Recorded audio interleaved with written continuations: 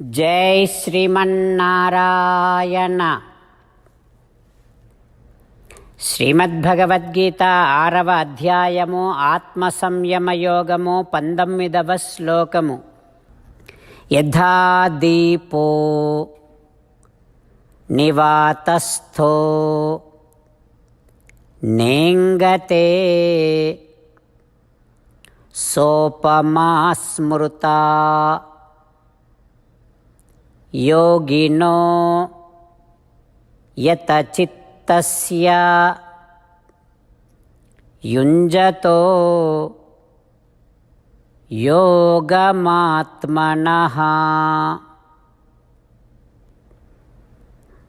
ఓం. గీతాచార్యుడు శ్రీకృష్ణ పరమాత్మ అర్జునుడితో పాటు మనందరికీ ఆత్మ సంయమ యోగాన్ని ఉపదేశం చేస్తూ ఉన్నాడు. పరమాత్మ అంటూ ఉన్నాడు, అర్జున, గాలి లేని చోట దీపము నిశ్చలంగా వెలుగుతూ ఉంటుంది. ఎట్లా? ఆ దీపములో నుండి వస్తూ ఉండేటటువంటి కాంతి ఒక ప్రభతో వెలుగుతూ ఉంటుంది ఒకే చోట. గాలి లేదు కనుక దీపపు కాంతి రకరకాలుగా ప్రసరించకుండా నిశ్చలంగా ఉంటుంది. ఆ రకంగానే ఆత్మసాక్షాత్కారము చేసేటటువంటి యోగి, ఆత్మధ్యానము చేస్తూ ఉండేటటువంటి యోగి స్థితి అట్లా ఉంటుంది. అంటే ఆత్మ అనేటటువంటిది దీపము. దీపమునకు కాంతి ఎట్లా ఉంటుందో, ఆత్మ అనేటటువంటిది జ్ఞానస్వరూపం, జ్ఞానం ఉంటుంది, జ్ఞానాకారం. ఇప్పుడు గాలి వీచటము అనంటే రకరకాలైనటువంటి ఆలోచనలతో ఉన్నటువంటి మనస్సు. ఈ మనస్సు వీచటం వల్ల, రకరకాల ఆలోచనలు చేయటం వల్ల ఆత్మ యొక్క జ్ఞానము రకరకాలుగా ప్రసరిస్తూ ఉంటుంది. కానీ ఇప్పుడు గాలి స్తంభించటం వల్ల అన్నాం కదా, దీపపు కాంతి నిశ్చలంగా ఉంది, గాలి వీచకుండా ఉండటం వల్ల దీపపు కాంతి నిశ్చలంగా ఉంది అని అన్నాం కదా. ఆ రకంగానే మనస్సు రకరకాల ఆలోచనలు చేయకపోతే ఆత్మ, జ్ఞానాకారముగా ఉన్నటువంటి ఆత్మ, ఆ జ్ఞానము రకరకాలుగా ప్రసరించదు. ఒకే చోట ఒక ప్రభతో ఉన్నటువంటి దీపపు కాంతిలాగా ఆత్మజ్ఞానం కూడా ప్రకాశిస్తూ ఉంటుంది. ఇంకా యోగి ఆ రకమైనటువంటి నిశ్చలమైనటువంటి స్థితిలో ఉంటాడు.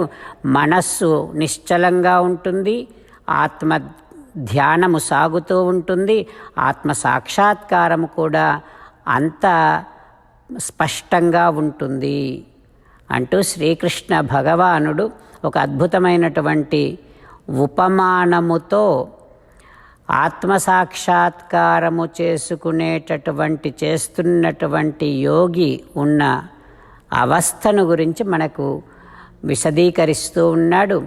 ఆ పరమాత్మ ఉపదేశాన్ని మనం మనసారా భావన చేస్తూ ఆ ఉపమానాన్ని పదే పదే జ్ఞాపకం చేసుకుంటూ అట్లాంటి స్థితిని మనం కూడా పొందే ఒక ప్రయత్నము చేస్తూ భగవానుడు పలికిన పలుకులను అదేవిధంగా పలికే ప్రయత్నం చేద్దాం.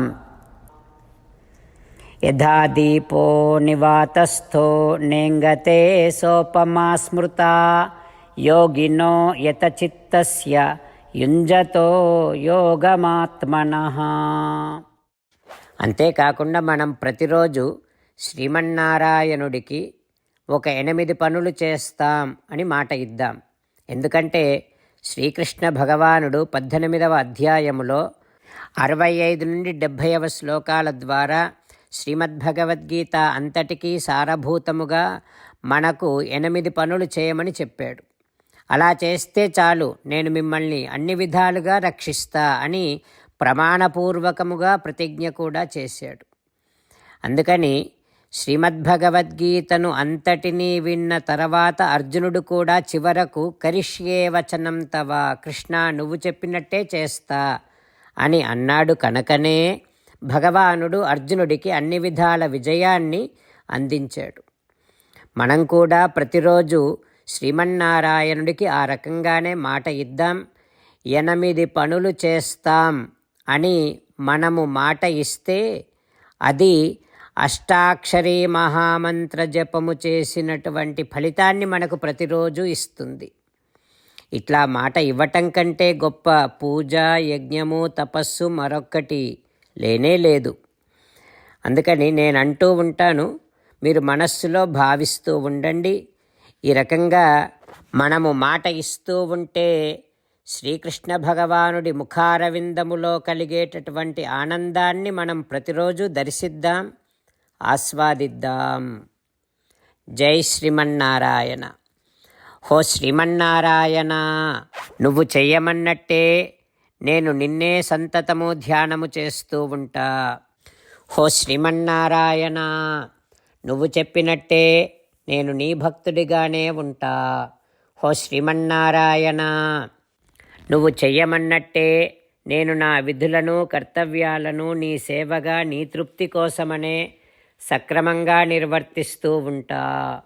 హో శ్రీమన్నారాయణ, నువ్వు చెప్పినట్టే నేను నీవాడిని అనే మహావిశ్వాసముతో నీకే నమస్కరిస్తూ ఉంటా.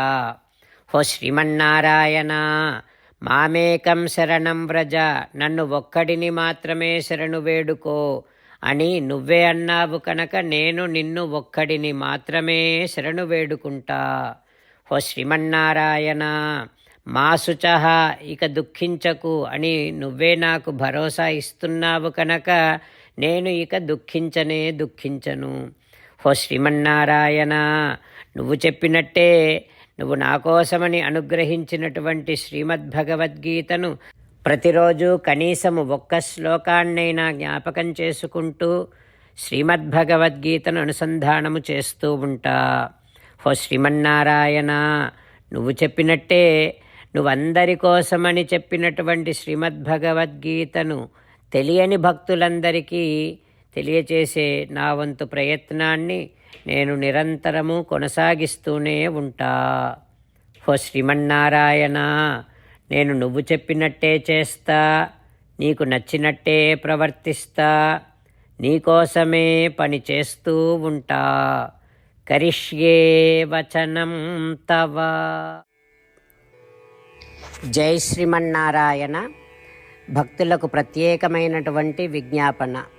మీకు అన్ని విషయాలలో వెంటనే మంచి ఫలితాలు రావాలి అనంటే ప్రతిరోజు 1 నిమిషం వెచ్చించి నారాయణాస్త్రాన్ని చదవండి. ఇక మీకు తిరిగే ఉండదు.